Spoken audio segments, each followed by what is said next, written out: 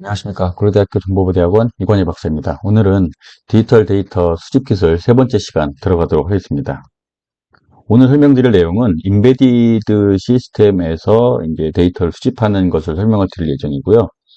오늘 그 이해를 하실 부분을 너무 기술적으로 이해하시려고 하지 마시고, 이러한 종류의 어떤 그 수집 기술들이 있구나 정도 이해하시면 될 것 같아요. 왜냐하면 실제 이렇게 오늘 설명드릴 내용을 실행을 하기 위해서는 고가의 장비와 전문적인 스킬이 요구되기 때문에 여러분들 입장에서는 이러한 방법들로 인베디드 기기에서 우리가 데이터를 취할 수 있구나를 학습하시면 될 것 같습니다. 일단 인베디드 시스템에 대해 설명을 드려야 될 것 같아요. 인베디드라고 하는 거는 일정한 기능의 수행한 소프트웨어가 하드웨어에 내정되어 있어 이제 특수한 기능을 수행하는 컴퓨터 시스템이에요. 인베디드라고 하는 것은 안에 내장되어 있다, 붙어 있다, 그러면 간직하다 이런 뜻이에요. 그래서 이제 우리 일반적인 이제 퍼스널 컴퓨터를 보면 데스크탑을 기준으로 보면은 여러 가지 장비들이 이제 많이 이제 존재하잖아요. 근데 이제 스마트폰이나 아니면은 이제 어떤 뭐 자동차에 들어가 있는 이런 장비들이나 이런 것들은 그 용도에 맞게끔 소형화돼서 아예 하드웨어와 소프트웨어가 붙어 있는 형태로 이제 나오게 됩니다. 이 가장 이제 흔한 예로 이제 스마트폰이 되겠죠. 그걸 우리 인베디드 시스템이라고 하고, 그래서 그런 것들은 점차 이제 장비들이 작아지면서 그러한 장비들의 종류는 훨씬 더 많아지겠죠. 그래서 스마트폰처럼 이제 소프트웨어가 운영체제로 대체했다는 거예요. 그러니까 그 전에 옛날에 이제 2G폰 같은 경우에는 아주 간단한 소프트웨어만 안에서 들어가 있었지만 지금 같은 경우는 아예 운영체제가 탑재되어 있어서 거의 뭐 컴퓨터와 같은 기능을 수행한다고 봐도 무방합니다. 그래서 그만큼 그 안에는 이제 그 포렌식 하는 사람 입장을 봤을 때는 무한한 어떤 그 증거들이 탑재되어 있을 가능성이 크겠죠. 그 인비디드 기기 종류도 이제 얼핏 말씀을 드렸지만 이제 가장 흔한 거는 이제 모바일 기기예요. 스마트폰이나 이제 태블릿 같은 것을 얘기를 할 수 있고요. 그다음에 최근에 IoT, 사물 인터넷 관련해서 심지어는 뭐 우리 저기 그 강아지나 고양이나 이런 것들을 이렇게 돌볼 수 있는 그런 이제 IT 장비들도 있잖아요.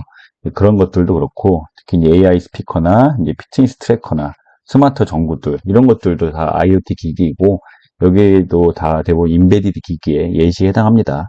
그리고 이제 자동차 같은 경우는 특히 이제 내비게이션하고 자동차 안에 이런 장비들을 제어할 수 있는 인포테인먼트 시스템들이 있잖아요. 그런 것도 모두 인베디드 시스템이고, 나머지 가전제품들도 마찬가지입니다. 이런 것들도 결국은 인터넷과 연결해서 스마트 가전을 구현하기 위해서 안에 이제 복잡한 이제 그 컴퓨팅 장치들이 인베디드 되어 있죠.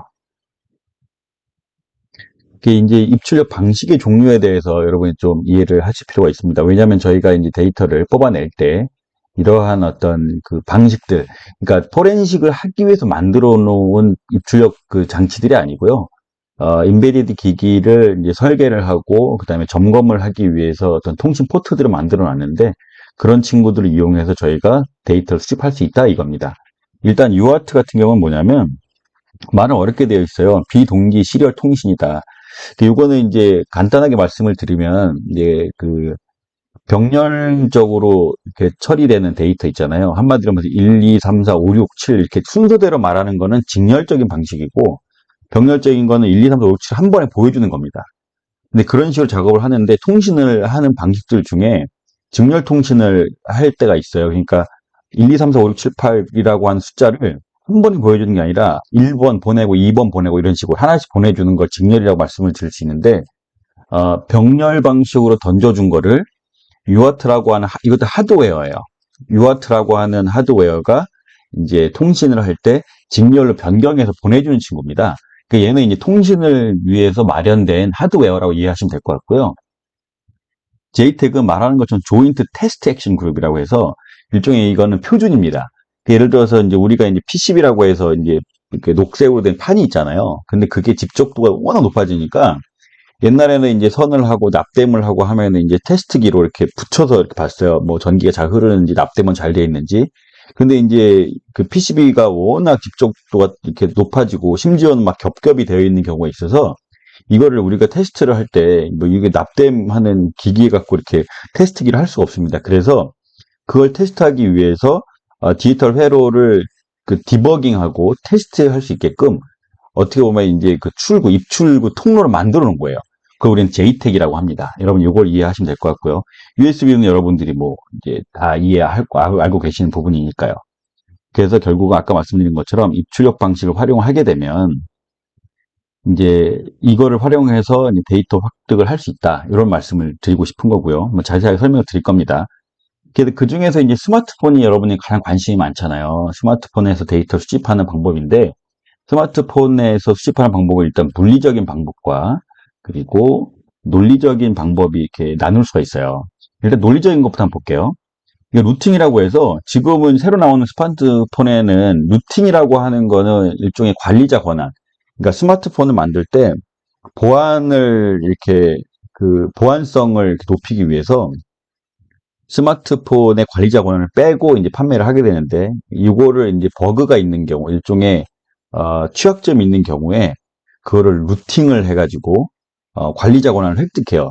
이 기억을 하실 분도 계시지만 옛날에 아이폰 이제 3가 나오고 했을 때 탈옥이라는 게 있었어요. 제일 브레이킹이라고 해가지고 원래는 그 아이튠즈나 이런 앱스토어에 들어가서 어떤 앱을 다 다운받고 돈을 내고 이래야 되는데 이런 탈옥을 하게 되면은 실제로 이제 애플사에서 만든 기존의 어떤 방식 이외의 것을 우리가 마음대로 조작할 수 있게끔 하는 걸 우리 제일 브레이킹이라고 했는데 그게 일종의 루팅입니다. 그래서 원래는 막아둔 관리자 권한을 취약점을 이용해서 이거를 관리자 권한을 이제 획득한 다음에 시스템에 접근을 하겠다. 이걸 루팅이라고 하고요. 백업은 여러분도 이제 많이 해보셨을 거예요. 그러니까 뭐 일반적으로 이제 그 여러분의 스마트폰이 이제 구동이 되고 있는 상태에서 다른 폰으로 옮긴다든지 아니면은 여러분이 갖고 있는 스마트폰 내용을 PC로 옮기고 싶을 때 PC에다가 어떤 그 소프트웨어를 깔아가지고 백업을 시키기도 하잖아요. 이런 방식입니다. 이거를 우리는 논리적인 수집이라고 얘기를 하고요. 물리적인 수집에는 칩 오프, 그러니까 그 안에 있는 마이크로 칩을 아예 그냥 빼버려요. 빼가지고 거기를 이제 일일이 직접적으로 데이터를 빼는 방법이 있고요. AP 프로토콜은 이건 일종의 이제 그 프로세서입니다. 우리가 이제 CPU가 PC에 있듯이 이런 스마트폰에도 AP라고 하는 프로세서가 있거든요. 어플리케이션 프로세서라고 하는데 거기에서 이제 만들어 놓은 이제 비공식 프로토콜이 있어요. 그래서 거기에 접근할 수 있는 프로토콜을 획득하게 되면 우리가 이제 직접적으로 이제 물리적으로 안에 있는 데이터를 획득할 수 있습니다. 그리고 아까 말씀드렸던 디버그 포트, 그러니까 이거는 원래는 통신을 위하거나 또는 하드웨어를 만든 사람이 하드웨어를 점검하기 위해서 포트를 뒤에 빼놓은 게 있는데 그 친구들한테 접근을 해가지고 데이터를 수집하는 방법입니다. 이것들을 이제 설명을 드릴 거예요. 일단 칩 오픈은 PCB 보드에서 이제 비활성 전원 장치, 플래시 메모리 자체를 아예 떼버리는 겁니다. 아예 떼어놔서 그 플래시 메모리 직접적으로 데이터 읽는 거예요. 예를 들어 지난번 설명드린 것처럼 우리가 이제 이미징을 뜨거나 복제를 할 때 있잖아요. 그때도 이제 그 응용 프로그램 또는 이제 컴퓨터가 온된 상태 라이브 프렌식을 할 수도 있지만 아예 하드디스크를 띄워가지고 다른 장비에 물린 다음에 이제 비트 바이 비트로 이제 복제할 수도 있었잖아요. 그런 방식을 생각하시면 돼요. 그 디버그 포트 아까 설명드렸고 AP 프로토콜도 역시 제조사에서 그러니까 이제 프로세서의 제조사에서 제공한 겁니다. 그거를 활용을 하면은 그때 CPU에 일종의 CPU죠. CPU에 접근을 해서 데이터를 수집할 수 있다. 이거고 루팅이나 백업에 대해서도 이미 설명을 드렸어요. 그리고 칩 오프 같은 경우를 설명을 자세히 좀 드리면 이겁니다. 일종의 이건 여러 개 쓰여 있지만 여기 보면 이제 여기 메모리가 붙어 있을 거잖아요. 그죠? 메모리 붙어 있습니다. 이건 아예 그냥 여기 있는 밑에 있는 납땜을 살살 녹여요. 녹여가지고 얘를 빼냅니다. 이렇게 빼내면 여기 아주 작은 막 이런 뭔가 이게 접점들이 있잖아요. 여기 이제 단자들인데 이 단자들을 아주 고가의 장비에다가 얹혀놔요. 당연히 이 장비, 이 메모리의 규격에 맞는 단자들이겠죠. 그래서 그 장비를 통해서 이 메모리에 있는 데이터를 그대로 덤프하는 방식을 우리는 칩 오프 기술이라고 하고 여러분이 실무적으로 이렇게 하려면 어떻게 하겠어요? 스마트폰 못 쓰게 되는 겁니다. 그래서 스마트폰을 처음에 압수를 해가지고 칩 오프부터 한다? 이게 아니라는 거죠.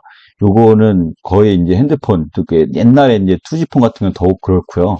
아예 그 기계를 못 쓰게 되는 이런 상황이 오기 때문에 그런 정도는 여러분이 이제 인식하고 계셔야 될 것 같고요. 디버깅도 마찬가지입니다.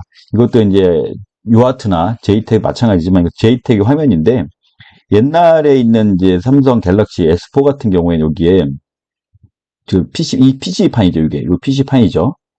요거를 점검하기 위해서 여기 JTAG 단자 나와 있었어요. 이런 친구들이. 여기에 이제 우리가 물려가지고, 실제 이 메모리나 이런 것들 접근하는 겁니다.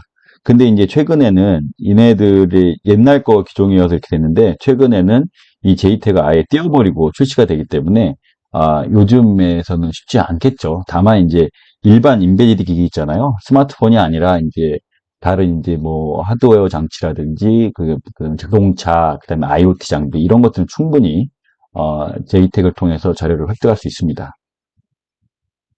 그리고 이제 AP 프로토콜도 아까 분명히 말씀드렸지만 AP 칩 제조사 있잖아요. 삼성이나 퀄컴이나 여기 있는 그런 칩들에 요즘에 여러분들 스마트폰 광고 보면은 뭐 이래 스냅드래곤이나 이런 것도 아마 많이 보셨을 거예요. 그죠?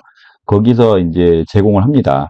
그래서 이 애플리케이션 프로세서 자체, 이게 CPU죠, 일종의. 거기 안에 특정 모드에 진입을 할 수 있는 프로토콜을 제공을 받아가지고, 플래시 메모리를 이제 접근하는 방식이에요. 이런 방식도 사용할 수 있습니다.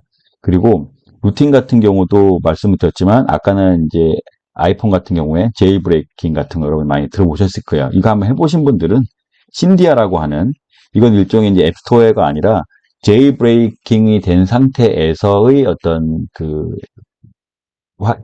구동되는 이런 이제 프로그램들을 올려놓고 이제 거래를 할 수 있는 이런 건데, 여기를 통해서 이제 관련된 앱들을 많이 다운받을 수 있었죠. 그죠? 근데 지금은 이제 사실 의미는 없어졌습니다. 워낙 이 제이브레이킹 된다라고 하는 거는 취약점이 있다는 얘기고, 당연히 이제 운영체제를 업데이트 하면서, 당연히 이러한 취약점들을 삭제하고 나가기 때문에, 현재 나오는 것들에서는 활용하기가 쉽지 않겠다. 이렇게 말씀을 드릴 수 있고요. 백업 같은 경우도 이제 이건 가장 쉬운 방법입니다. 쉬운 방법인데, 문제는 뭐냐면은, 실제로 그게 뭐죠? 핸드폰에 대해서 접근할 수 있는 권한이 있어야 되는 거죠. 뭐 암호화가 처음에 암호로 잠겨 있거나 했을 때는 의미가 없죠.